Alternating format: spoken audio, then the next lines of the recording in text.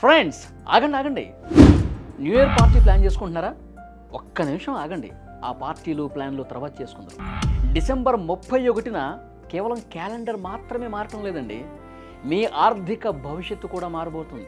గుర్తుపెట్టుకోండి. మీరు అనుకుంటున్నట్లు డిసెంబర్ 31 కేవలం పాత సంవత్సరం ముగింపు కాదు, అది మీ ఆర్థిక స్వేచ్ఛకు ఎండ్ కార్డు కూడా అయ్యే అవకాశం. ఇయర్ ఎండింగ్కు ఇంకా కొద్ది రోజులే ఉంది. ఈ 5 పనులు, ఇప్పుడు నేను చెప్పబోతున్నటువంటి 5 పనులు మీరు చెయ్యకపోతే మీ పాన్ కార్డ్ చెత్తబుట్టలోకి, మీ బ్యాంకు ఖాతా లాక్లోకి, అలాగే మీ జేబులో నుంచి 10,000 రూపాయలు ఫైన్ రూపంలో ప్రభుత్వ ఖజానాలో కూడా వెళ్ళిపోవడం ఖాయం. ఎందుకంటే కొత్త సంవత్సరం నుంచి కొత్త రూల్స్ రాబోతున్నాయి బ్రదర్స్. ఒకవేళ మీరు ఈ 5 పనులు చేయకపోతే చాలా ఇబ్బంది పడతారు. ఇది రిక్వెస్ట్ కాదు, వార్నింగ్. మీ డబ్బును, మీ ప్రశాంతతను కాపాడుకోవాలంటే ఈ వీడియోని చివరి సెకండ్ వరకు మీరు చూడాల్సిందే. ఎందుకంటే ఈ ఇన్ఫర్మేషన్ మీరు తెలుసుకోలేకపోతే చాలా నష్టపోతారు. మొదటిది ట్యాక్స్. పన్ను చెల్లింపుదారులకు అత్యంత దగ్గర, అలాగే ముఖ్యమైనటువంటి గడువు ముందస్తు పన్ను.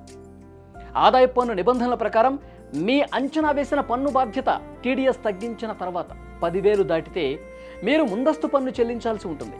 2025-26 ఆర్థిక సంవత్సరానికి 3వ విడత ముందస్తు పన్నును జమ చేయడానికి చివరి తేదీ డిసెంబర్ 15. ఈ తేదీని మీరు మిస్ అయితే సెక్షన్ 234C కింద వడ్డీతో సహా జరిమానా చెల్లించాల్సి ఉంటుంది. ఇక రెండోది ఐటీఆర్. ఏదైనా కారణం చేత మీరు 2024-25 ఆర్థిక సంవత్సరానికి మీ ఆదాయ పన్ను రిటర్న్స్ సకాలంలో దాఖలు చేయకపోతే భయపడాల్సిన అవసరం లేదు. బిల్డ్ ఐటీఆర్ దాఖలు చేయడానికి మీకు డిసెంబర్ 31 వరకు టైం ఉంది. అయితే దీనికోసం మీరు ఆలస్య రుసుము చెల్లించాల్సి ఉంటుంది. మీ వార్షిక ఆదాయం 5 లక్షల రూపాయల వరకు ఉంటే 1000 రూపాయల జరిమానా, మీ ఆదాయం 5 లక్షల కంటే ఎక్కువగా ఉంటే 5,000 రూపాయల జరిమానా చెల్లించాల్సి ఉంటుంది. గుర్తుంచుకోండి, డిసెంబర్ 31 తర్వాత మీరు రిటర్న్ను దాఖలు చేయలేరు, మీకే నష్టం. ఇక మూడోది పాన్ ఆధార్ లింకింగ్. ఆదాయ పన్ను శాఖ నుంచి వచ్చిన కొత్త నోటిఫికేషన్ ప్రకారం అక్టోబర్ 1, 2024 లేదా అంతకు ముందు ఆధార్ కార్డు పొందిన వారు పాన్ కార్డును ఆధార్తో లింక్ చేయడానికి చివరి తేదీ డిసెంబర్ 31, 2025. ఈ తేదీలోపు మీరు లింకు చేయకపోతే మీ పాన్ కార్డు పనిచేయదు. ఫలితంగా మీరు మ్యూచువల్ ఫండ్స్, స్టాక్ మార్కెట్లో పెట్టుబడి పెట్టలేరు. ఈ ప్రక్రియను ఆదాయ పన్ను పోర్టల్ నుండి ఆన్లైన్లో కూడా చేయొచ్చు. ఇక నాలుగోది రేషన్ కార్డ్ ఈకేవైసీ.